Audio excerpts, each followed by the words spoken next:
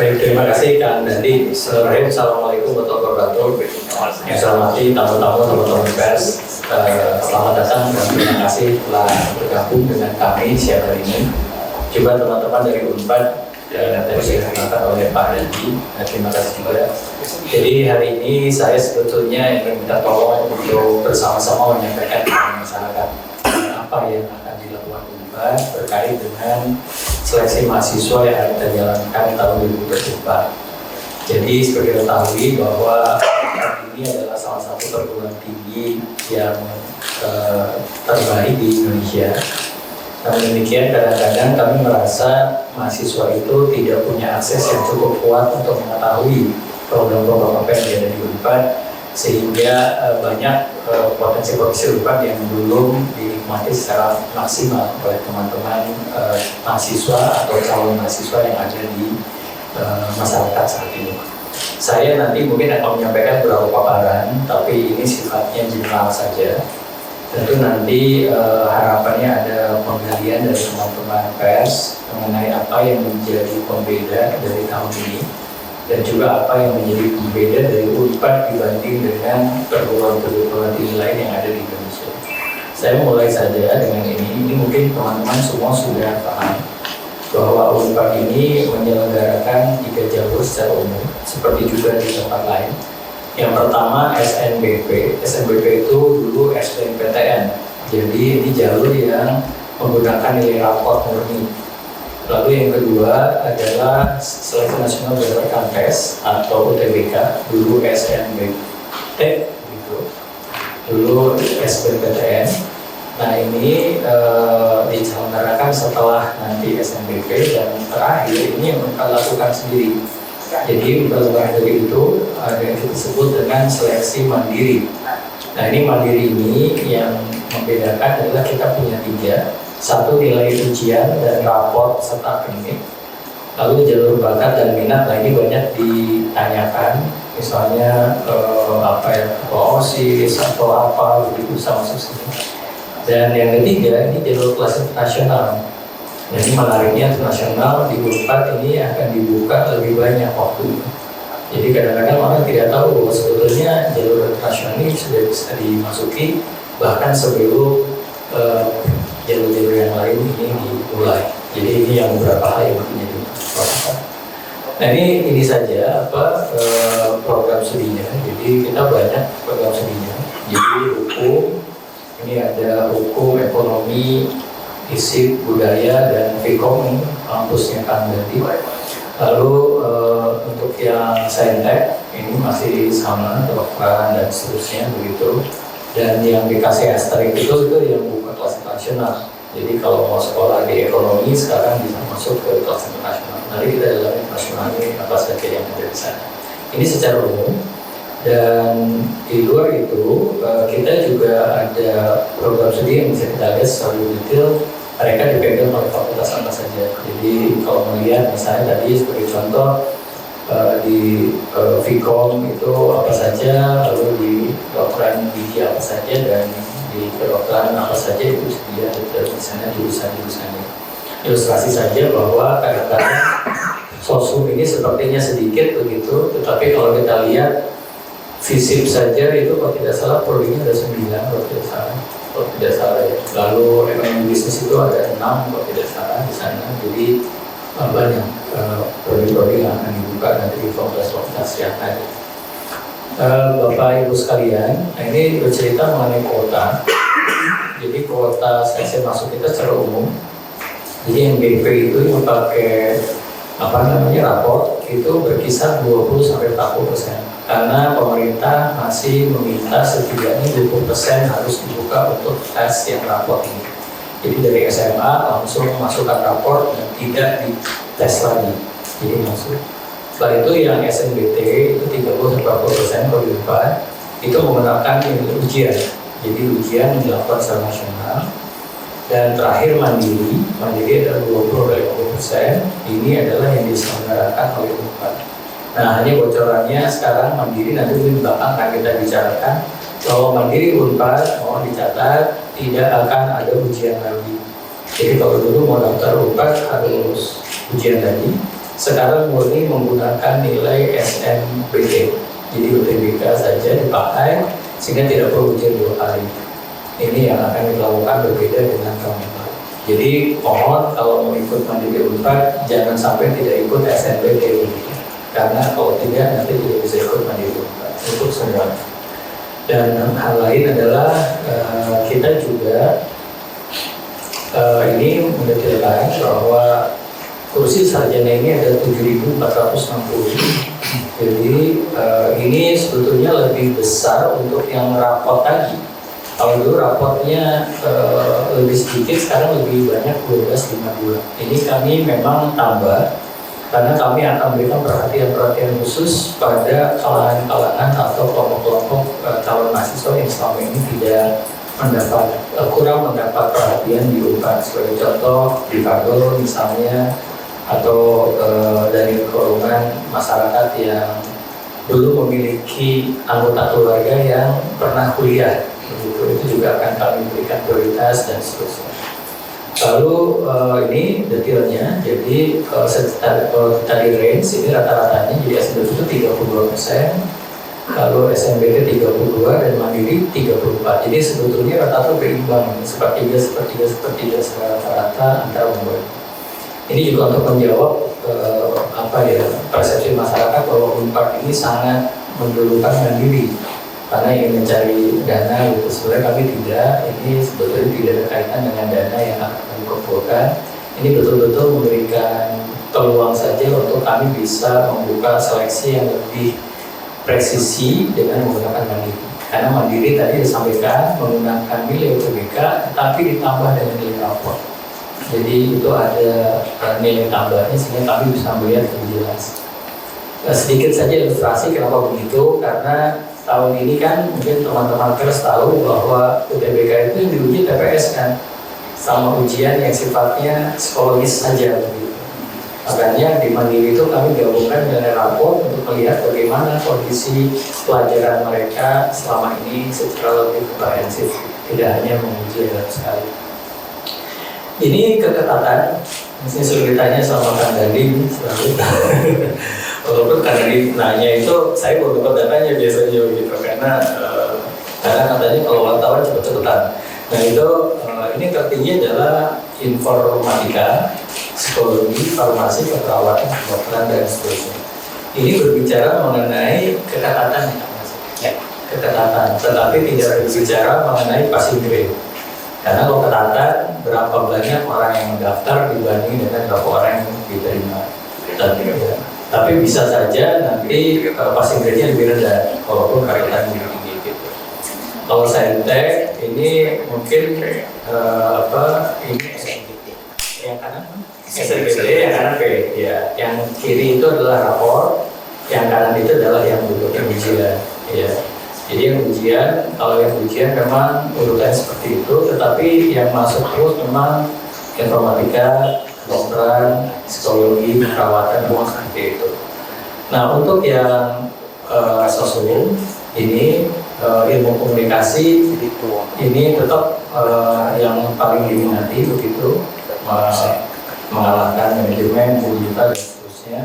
Dan ini konsisten antara yang sosum dan yang SNBT. Tapi Bapak Ibu sekalian, walaupun kekatannya rendah, tidak berarti peminatannya sedikit sebetulnya. Hanya memang lebih kalah saja dari sini. Sebagai contoh, misalnya di sini tidak masuk misalnya hukum misalnya. Hukum ini tidak berarti jelek begitu, tidak meminat, tetapi yang kuotanya banyak sehingga perbandingannya menjadi lebih besar.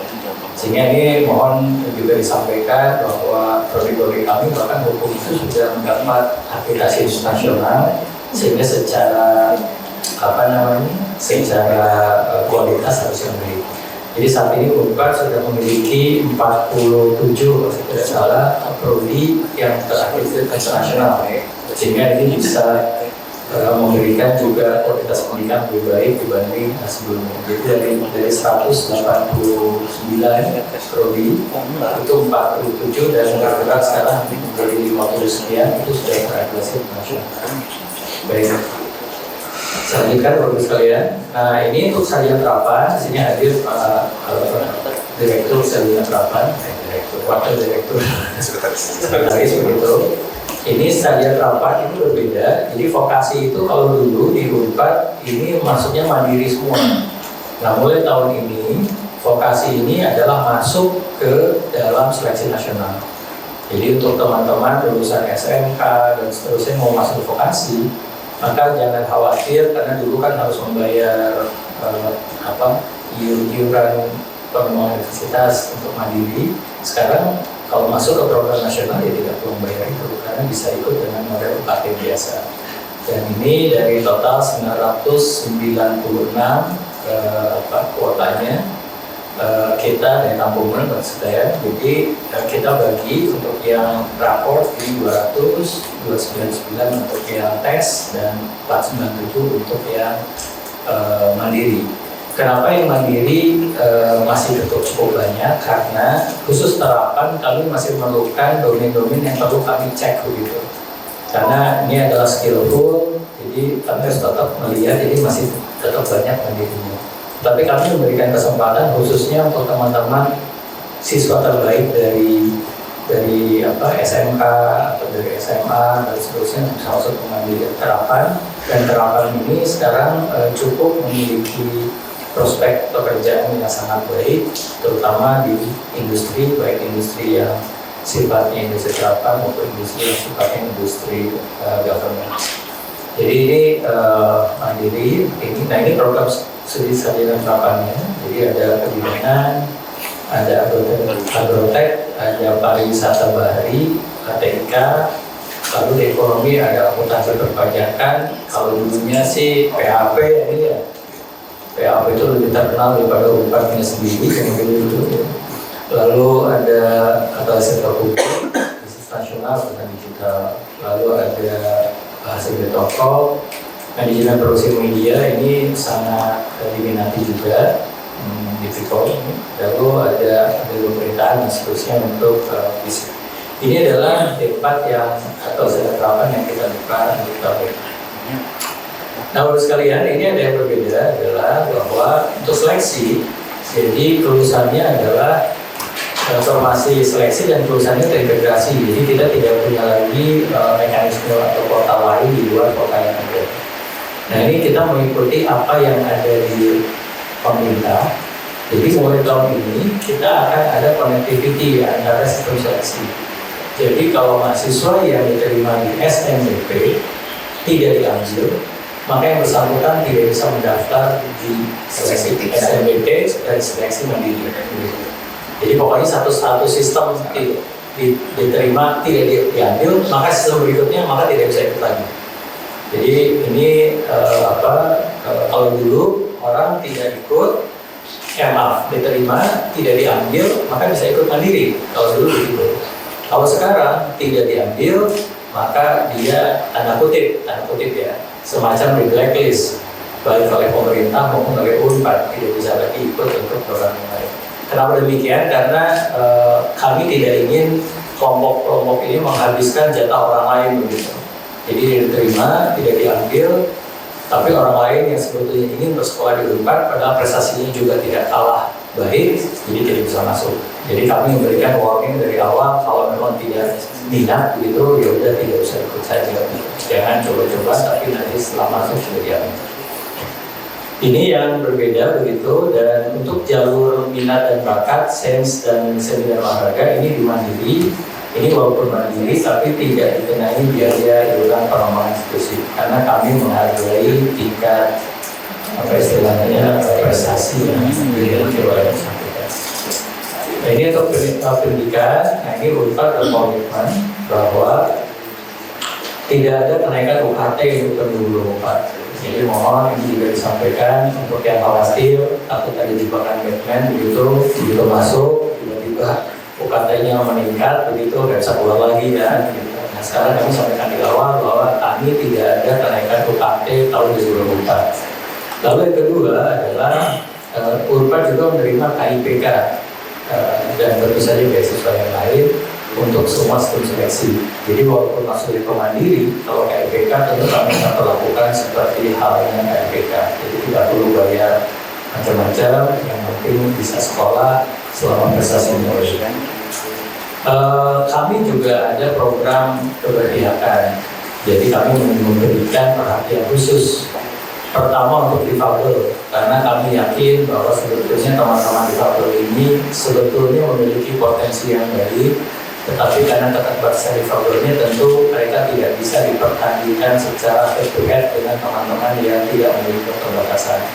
Oleh karena itu, kami sesuai dengan visi UNPAD akan memberikan perhatian khusus untuk difabel untuk masuk jalur SNBP dan juga SNBP.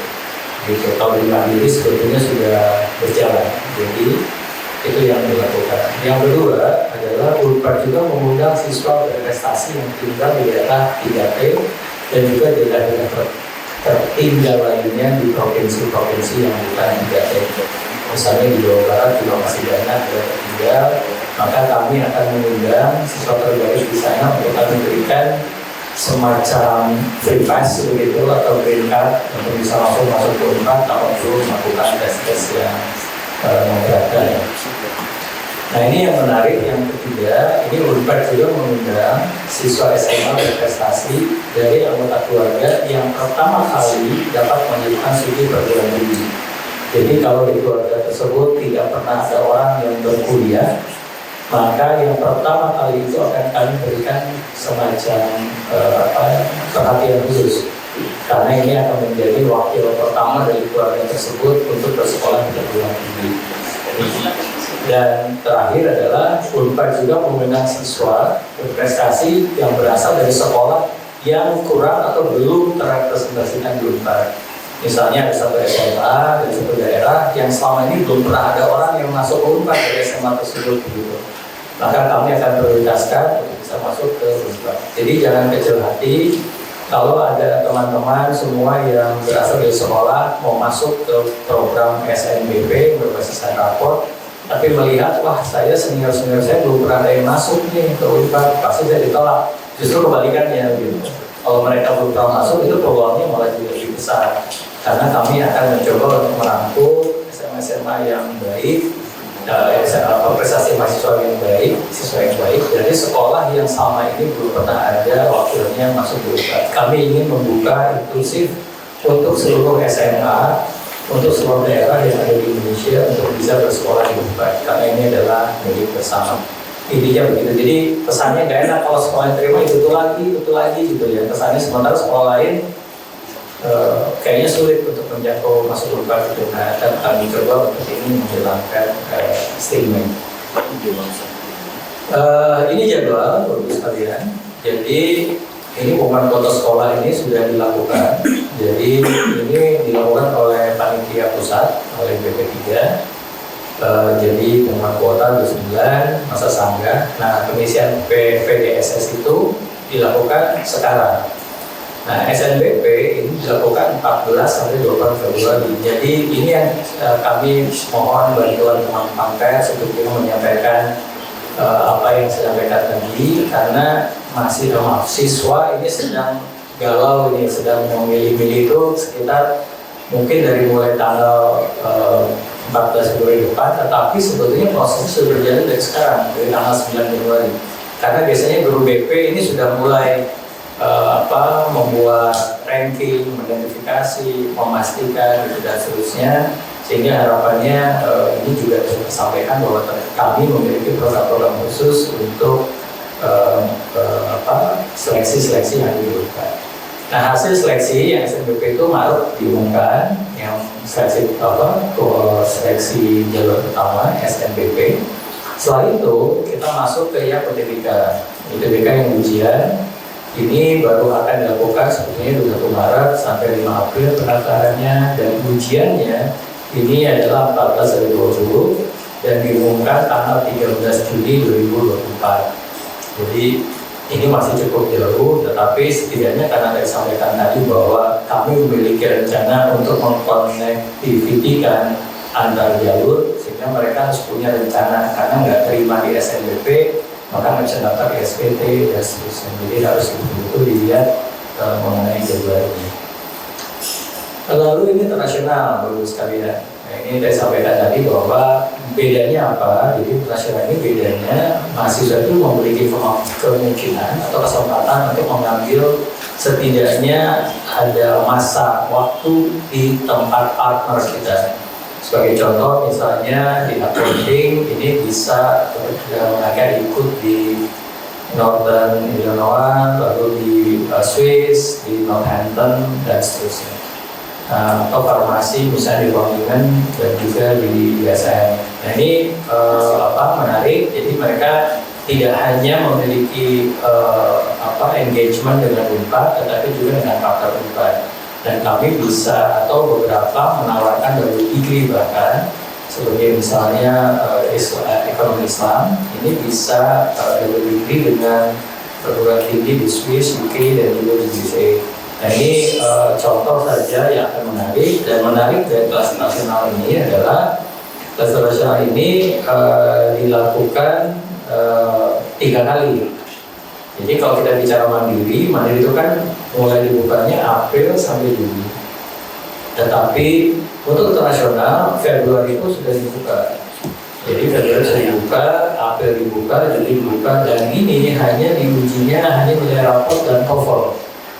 Jadi nilai raport dan TOEFL itu bisa masuk ke situ apabila Bapak Ibu sekalian punya anak atau adik, baik adik lama atau adik baru gitu, maka silakan mungkin bisa masuk ke sini. Dan ini dibukanya bergelombang-gelombang dan ini tidak terkait dengan seleksi-seleksi yang tadi. Jadi silakan masuk, langsung kalau sudah diterima, langsung registrasi dan langsung mendapat status mahasiswa bahkan sebelum SBMPTN-nya dibuka. Jadi dosen dari sekarang ini tadi lalu yang mandiri ini baru nanti April sampai Juni pendaftarannya, dan untuk yang registrasi dan pengumumannya terpisah di 4 Juli dan 20 Juli. Jadi statusnya ini yang paling akhir sebetulnya dari seluruh seleksi yang ada, kecuali internasional yang gelombang terakhir itu masih dilakukan setelah yang mandiri reguler ini berakhir. Jadi 20 Juli selesai, tapi yang kelas internasional tahap 3 ini baru tanggal 30 Juli berakhir. Ini jadwal. Itu mungkin yang saya sampaikan. Mungkin silakan kalau ada konfirmasi mungkin Anda bisa mau berdapat. Kami di sini lengkap, ada Pak Kami, Pak Fadi, Pak Anas dan juga Ibunya dan semuanya yang sama. Terima kasih. Assalamualaikum. Terima kasih.